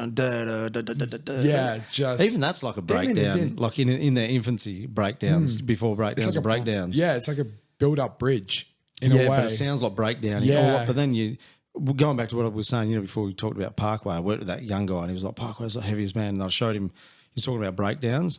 He's like, they pretty much invented them or something. This guy said, I said, man, and I showed him Domination. Yeah. He's like, that's not even heavy. I'm like, man, it's so heavy, can't. It's so heavy because you have that dive bomb coming into just a simple. It's not, and it doesn't even need to be tuned down. No. That's in like E standard or something. It's like it's because the build. I've always felt like the build. If the build is like good enough to be able to drop it, especially because they go from such a high, you go from such a high pitch to just go boom, like as a drop, and you're just like, man, insane. But the line that I was thinking of is where is it? Oh. Why would you help anyone who doesn't want it, doesn't want your shit advice when a mind's made up to go ahead and die? Yeah.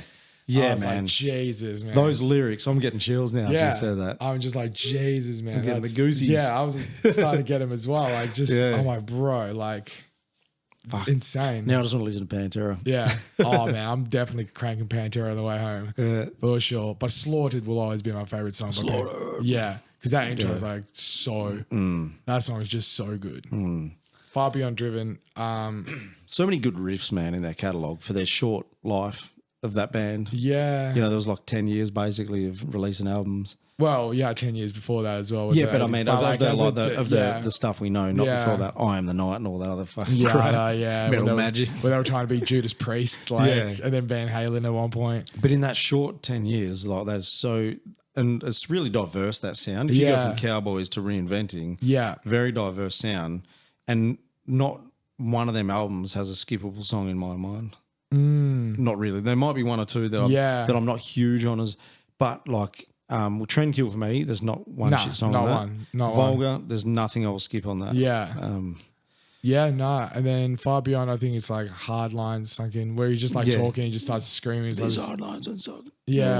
Or was it that one? No, it's Good Friends and Empty Pill Bottles. Yeah, Bottle of Pills or whatever. That's the one. Yeah. That's the one. I skipped that one because it's just kind of, it's more like an interlude. And sometimes I skip Planet Caravan because I just want to hear some heavy shit. Man. Yeah, and it's a cover. Yeah, that's right. Exactly. By Black Sabbath. Yeah. So, but I also love on Vulgar. He does a bit of kind of like almost does a bit of rapping, you know, on that song. Is it No Good to Take the Radical? Is that the one? Yeah. There's almost like he almost leans into a bit of rap. Yeah. For stuff like his delivery. Oh, fucking. Yeah, I might need to. You know, in the States, there's a problem with the race because the ignorant past burn fires. Yeah. Evolution, we've been killing each other. Figured man should have it down to a science. Oh, now we know how Kid Rock became a thing. Yeah, but it's like, that's kind of like. I never really noticed that. Yeah. Yeah, but I remember listening to that a while. I was like, what fucking feeling song was actually kind of rapping? Yeah, he's kind of spitting bars out here. He was really. Yeah. Like, ironic considering he's a racist. But it's fucking, Pantera, I think for the 90s, they did say metal. I don't think metal would be anywhere it is today. I mean, it's still sort of not really like a popular sort of form of music, but if it wasn't for Pantera, I think it would have kind of like died out like 80s rock or things like that, you know. I think they just carried that banner for those 10 years and just saved it from demise. I think as well, like as much as you're saying it's not like as popular or whatever, but if you look at say what Parkway is doing playing arenas, like, and they're not getting the coverage that Taylor Swift's and that are getting, they're getting no mainstream media coverage to be selling out arenas and shit. That's pretty fucking cool, man, considering they've got they don't have that big mainstream media machine pushing them into the minds of young kids and that. That's pretty fucking epic, man, really. It is, especially considering they're just boys from Byron Bay. Like, that's right. You know, like and it's just like heavy fucking music, and it's like, and a lot of people think, oh, the Neanderthals or this or that. You know, the people that think it's just like simpleton music and that, and it's like, nah, man. Like, there's more smarter people, like a lot more smarter people in metal than there is in any sort of like, or like in hardcore and like things like that. You know, especially because a lot of it has to be DIY and a lot of it has to be that. Yeah, you know what I mean? Was going to ask you, who records your stuff? We record in Oracle. Yeah, okay. Oracle, we record. Oh, that's right. I think you mentioned that to me the other day. Yeah, we record at Oracle at the moment, and we're just. Who with? We're working at the moment with Ben Ferguson from Vacant Home. Yep. He used to be in Pincer. Yeah. He's a good dude. Oh, he's the best. Me and him, Nelly made a band years ago. Oh, really? I think we were going to like make some music because what happened was Josh Ang we got some band photos of my band. Yeah. I just hit him up, said, hey, you want to take some photos of us? And we went up to that. Is it Matchless Studios or whatever? I think it was. In the car park there, we got some photos, and then they were rehearsing, Pincer was. And I had Ben Ferguson on Instagram, and I'd never met him. And then me and him walked past each other. I was going for a piss, and I think he'd just gone for a piss, and we like kind of like pointed at each other. You know, like that Spider-Man meme, like you. Yeah. And then we knew who each other were, but kind of I don't think we knew each other's names. Briefly, it was like, fuck, I know you. And these like, I know you. They were like, it was like awkward. We went to shake hands, and then like fist bump. It was like awkward as fuck. Yeah, I hate when that happens as well. When you're about to like bounce and I was like, hey man. And just settle for a handshake. And then I went for a beers, and I went in the jam room after and said hello on that. Yeah. But then I like went to message him on Instagram and say, hey man, it's cool to finally meet you. And then I went on there and I realised we had this whole conversation history from like years prior of like, I think he was going to do some vocals or something for us or like before I had a band, I had some music and then me and him, and then it never happened. And I was like, fuck, I don't even remember that happening. But I looked through the conversation history. I was like, oh, and that's you. Now you're in Pincer and there you go. Small world in a way. And I was like, fucking hell. Yeah. Good luck getting a response from him on social media. Criminal out here. But yeah, such a fucking nice guy. Though. Oh man, he's the biggest sick sweetheart. vocals too. Yeah, he is. And I love Vacant Home. He's got that like cool vocal style down. Yeah, he does. I think one of my Dion's girlfriend like made a comment that he sounds like the dude from Being as an Ocean. I'm just like, I'm like, that would be more like a compliment in the sense of that as well. But yeah, Vacant Home, I'd never realized how big Vacant Home was. He kind of reminds me of that La Dispute kind of vocal style. Yeah, we both love that sort of kind of like music. So we talk about Touche and stuff, but he's the biggest sweetheart in the world. One of the nicest people as well. Yeah. And he's just got such a warm demeanor about him. You just want to give him a hug. But yeah, no, he's sick. He's been working with us. He did the single as well for King Hit. Yeah, so I didn't know he did any kind of stuff. Like I didn't know he did engineering and that. Yeah, he's just sort of kind of helping out in a sense as well, like just starting up. Is that Oracle? Is there a guy there like Jay? Jay Huxtable. Jay Huxtable. Yeah, I think I've got him on social media, but I don't know him. Yeah. So is he like the main guy there? Yeah, he's the main guy there, and I think kind of owns that or something, does he? Or just runs it? Yeah, he runs it. I'm pretty sure. So I never really asked too much questions about Oracle, but Oracle, is where we're sort of recording at the moment to do the 3-track, and it's been a breeze at the moment working with Ben, and I love going up there, but it's just so far away. Does he act as a producer as well? Does he kind of like offer input? Oh, maybe guys, do you want to try this? Yeah, he does. He was like, was so helpful with the single because like the single sounded completely different to what it, like the riff is the main riff is still the same. It's same with like He Shouldn't Die. Like both the riffs are like the same sort of riff that's going on, but he's just changed a lot of structuring around, changed a lot of sort of the. That's cool. You need that sometimes. Yeah, because that's what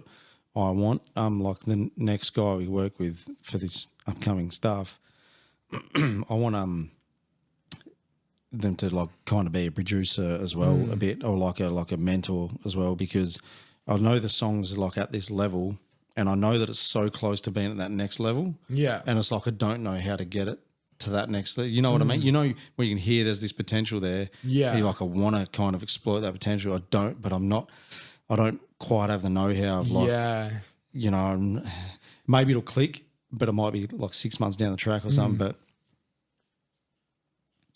that's spliced. All right. Hold on a sec. I'll just make sure that. Yeah. Oh, fuck. It's still recording, I'm pretty sure. Sweet.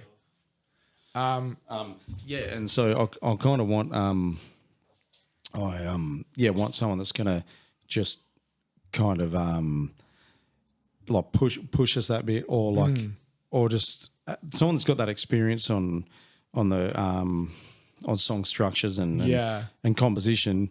Because I had the last guy that was on my podcast, Brad McKenzie, one of my good mates. He's like an amazing songwriter, and he's been in some awesome bands like Boris the Blade and all that, and he's spent a lot of time with he tours with Parkway. He spent a lot of time with them, and Thy Art Is Murder and all that. He spent a lot of time with all these big, awesome bands. And so he's spent a lot of time in studios and he was telling me a story because I showed him the song, and then he's like, man, you need to do this, this and this. It was hard to hear because it's your song and you're like, oh, I don't know.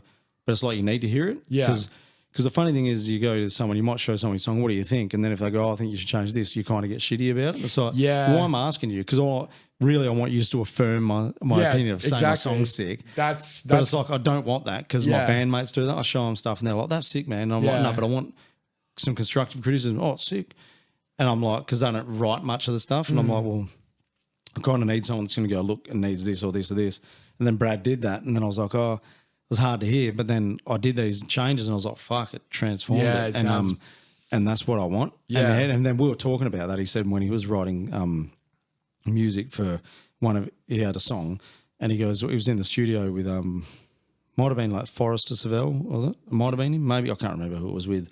And he goes, the guy goes, look, there's a few changes I want to make. I'm going to move all this stuff around. Brad was like, nah, man, no. The guy goes, no, trust me, it's going to make it way better. And he goes, nah, it's fucked. And then the guy goes, look, go down and have a beer down the street and come back. And I'll come back in an hour and I'll show you what I mean. And Brad, he reckons, and he was so pissed off and so hurt, like, because his song's been changed. Yeah. And he come back and he was like, came back all shitty after a couple of beers. He's like, fucking show me then. And he goes, the guy showed him, he's like, oh, fuck, I get it. Like, yeah. But it's hard to see it until you're like, then after you're like, fuck, wow, that really made it so much better. But I couldn't come to that realization myself. I needed someone to sort of show you in a way. It's like the way I equate it to is like someone telling you how to parent. Yeah. You know what I mean? You know, it's like someone telling you, you know, how to live your life in a way. It's like, so, well, no, man, like what I wrote is like sick. Like you can't tell me what to do kind of deal. And then when like they show you like sort of different perspectives or like different things that you can put into the song, or you can so like little features, like little sort of like just a simple double bass part, or just a simple like lick, or you know scrape or whatever can just change the entire dynamic of a song. Exactly, and you're just like, oh man, that actually sounds way better than what I had. That's like even sometimes if you've had like demos and you've done a vocal take on a demo, and you can never capture that in the final, you're like, I can't quite get that.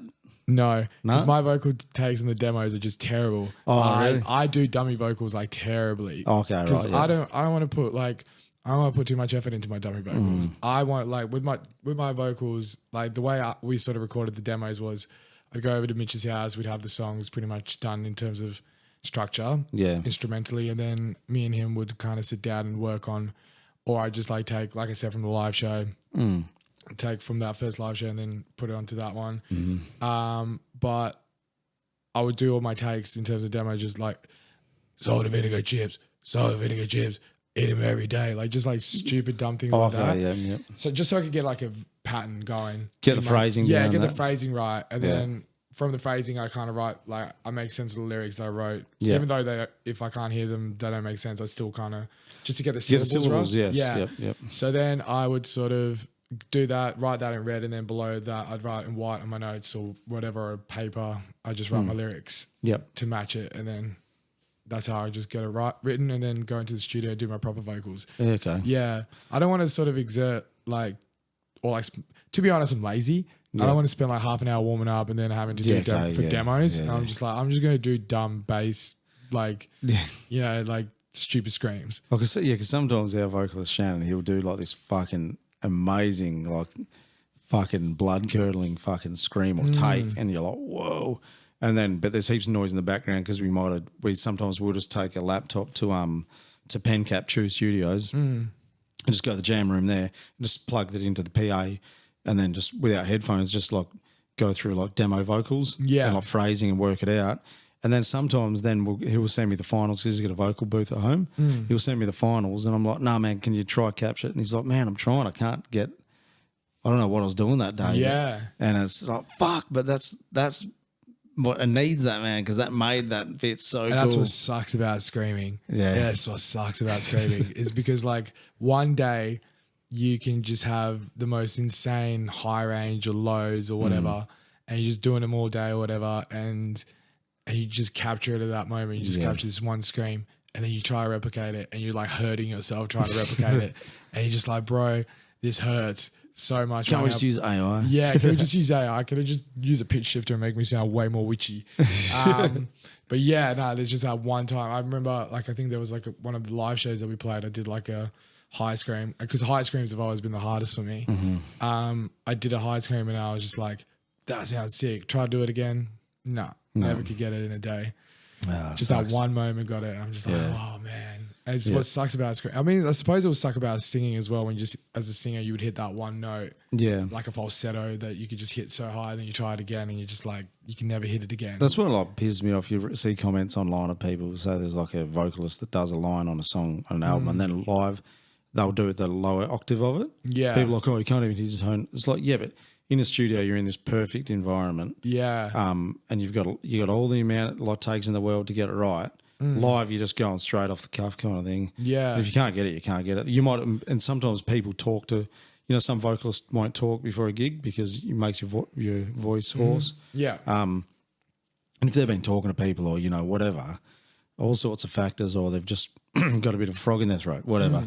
They're not going to hit it, and it's just people don't realise like it's brutal, man. Yeah. It sucks so much. I hate gig days before the gig. Like, I hate gig days because I'd wake up and then I'd go drink a glass of water, brush my teeth, obviously shower, do the whole shebang, and then I don't eat until I'd say 3 p.m. If we're going, it depends on when we're going on. Like if we're going on at like 7:30, I'd eat at 2. Yeah. If we're going on at like 8:30, I'd eat at 3. Yeah. And it'd be like already bloated and that. Yeah, exactly. It'd just be like a chicken wrap or something like that. You know, it'd be like a like Subway. Just get like anything that has like just chicken in it, not that much mayo, more so salads in it as well. Because that like obviously salads or vegetables and stuff has like water. Yeah. And it doesn't affect your throat. Like if you eat like let's just say you go to Macca's to get a double cheeseburger, like it actually does affect your voice. Like you feel like there's just phlegm builds up around it. Yeah, it's dairy. Probably. Yeah, and dairy and stuff like that. Avoid like coffee. I would go have like an energy drink or like maybe like a coffee in the morning, but that's the first thing. After that, done. No more. So it's just that like. So you take it pretty serious then? Yeah, on the days, because I like when we started No Pity, I was like, because the way I was screaming before, like it was just very loud, and I would be like more so trying to use volume to make up for lack of technique. Because I was always like the firm believer of like it needs to sound emotional. Like you need to put your all into it. It doesn't like why use technique? Like it's screaming. You know, hardcore bands in the 80s, like or like punk bands like Black Flag and stuff like that, Minor Threat, Bad Brains, like. They all were just yelling like and screaming in a way. It was all passion. It wasn't like I'm practicing to be like, you know, Celine Dion or whatever. To hit certain notes. Or yeah. I'm not. It's all passion and anger, and it's all like it's all from the heart. Like that's what I was a firm believer of that. I still am to a degree, but like I remember the first jam session that we did. You probably do it safer now though. Yeah, I do it safer now. Like I remember the first jam session we did. I just walked out of it. I was like, this is like last October. I was just like, this fucking hurts because I haven't been in a band for 6 years, and at the same time back then I was like 19, like so I was just like, this hurts so much, and like it never hurt that way before, because I haven't done a jam in 6 years either. Yeah, so I was just like, fuck man, I have to change something. So I found this dude. I don't know if you know like Extreme Vocal Institute. Yep. David Benitez. I just subscribed to his thing and then just. Is he's got long hair? Yeah. He's like, yeah. He's like, He does the thing with his hand. Like, yeah. And it's like, he just, he's like, I see his shorts and that.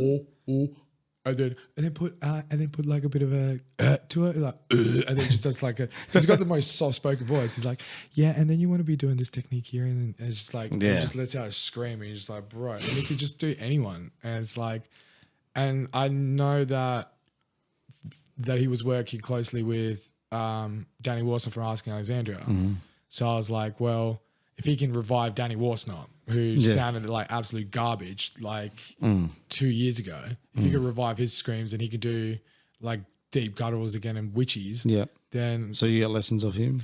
I just do the video tutorial. Just subscribe to it and then you just do the video tutorials. But I didn't really go deep into it. I just maybe went into like just retraining. Did you need to already have to do them tutorials? Do you already need to be able to kind of do it, or no? You can start from scratch. Maybe I'll look into it. Yeah, definitely do, because it was really helpful. But I want to be able to do vocals, but it's just one cough my ass up, or I go hoarse after. Like, he's also got the warm ups on there as well, so you can just do warm ups with him too.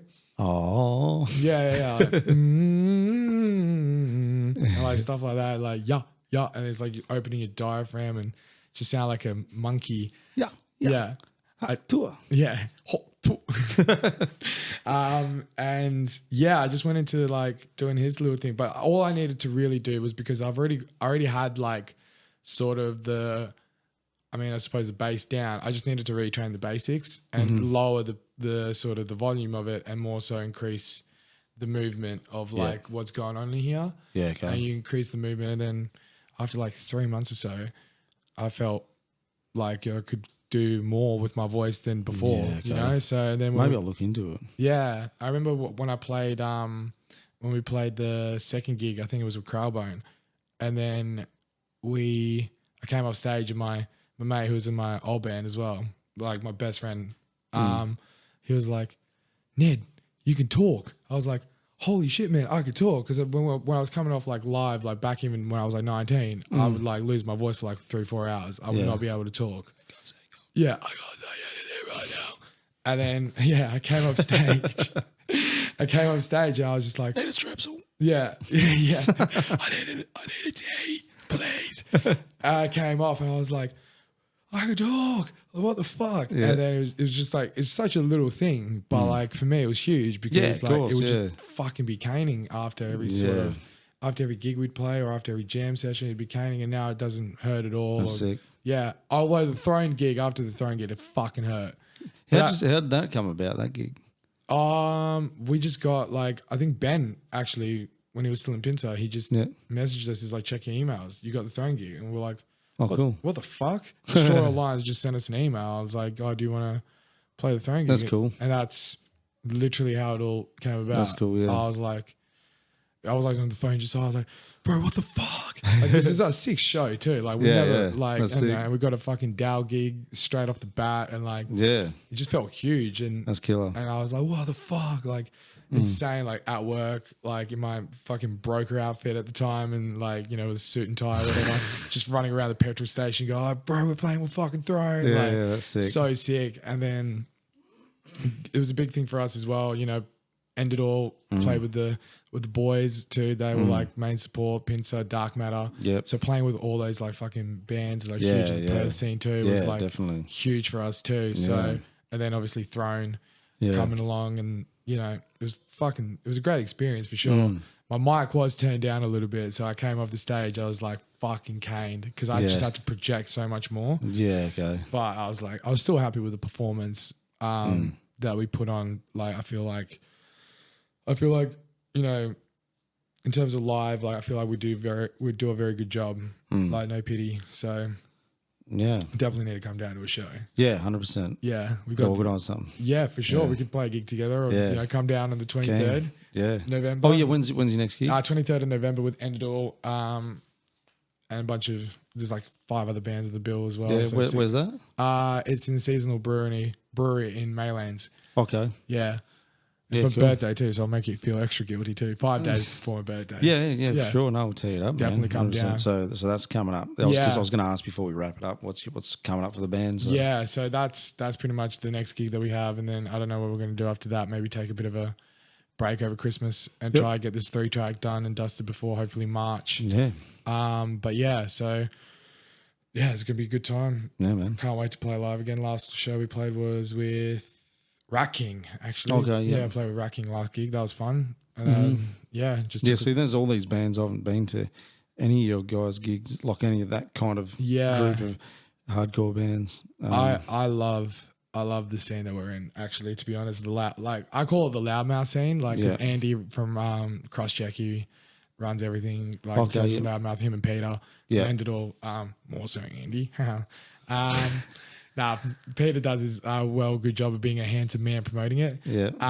But yeah, that whole scene is just so, because it's so DIY. Yeah. As well as like everyone's just mates with each other. It's just so healthy. Yeah. It's like cool. Everyone supports each other. Yeah. Everyone's like, there's no beef. There's no dramas or anything. Time for that shit. There's no dramas. Everyone's just there to have a good time. Throw a few spin kicks, throw a few elbows, crowd kill a bit. And then just have a good time, really. Yeah, man. Enjoy each other's company and play shows together. Yeah. And it's just, it's all about. It's all just community, really. And I love it. That's what I love about the scene that we're in at the moment as well. Like, it's all just mates. Yeah. That's it. Just the boys having a few beers, playing a few breakdowns, going home. That's it. Good for your mental health. Yeah, 100%. Yeah, helps you out a lot.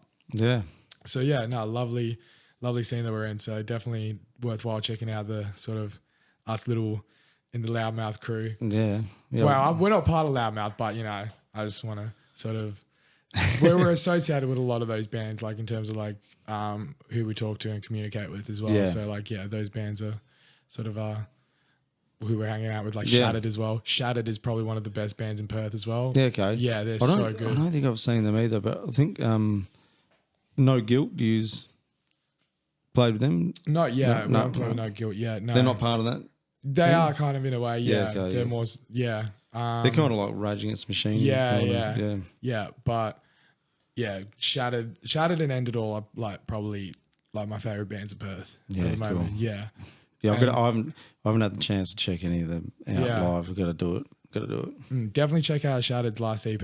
Yeah. And then End It All's got their EP coming out in November as well. Alone and Obliteration, the 2 singles from it, sick. And then their last EP, Put Here to Suffer, is like for that year and like probably for the last few years as well, has like been one of my favorite releases. Yeah, right. Because I just love that sort of just breakneck sort of metalcore, just like fast, like Dylan Driscoll playing kind of in a way, but like just mathy kind of like drums and instrumentals with like just like hardcore beatdown breakdowns. And it's like, it's just so sick. I love that band. Yeah.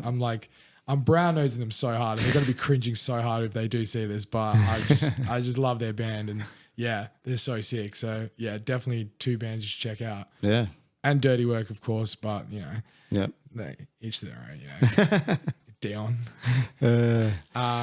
Yeah, I just love making fun of him so much because he's one of my best friends, and he's a sweetheart, but he likes to put on his like tough guy demeanor, you know. But he's the biggest sweetheart in the world. So I thought he was an asshole when I first met him as well. But he's actually the biggest sweetheart on the planet. Yeah, well, I'm sure I'll meet him at that gig. Yeah, for sure. Yeah. For sure. If he decides to come. Who knows? You might after seeing this, you might be like, he might be like, fuck you, Nenad. And I'm like, well, I've said nice words about you too. But yeah, definitely come down and see the gig that we're going to be playing with End It All. Seasonal brewery, nice food, family, kind of family. Bring the kids, mate. Yeah, bring the kids. No, I won't.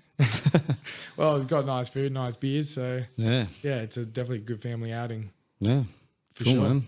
Well, it's nearly 2 hours there. So. Oh, beautiful. That goes by quick. It does, man. It does. Yes, for sure. It's a fun one, though. Yeah, it is. It was a good time. Yeah, Thanks man. for having me. Yeah, thanks for coming on, man. Legend. Cheers.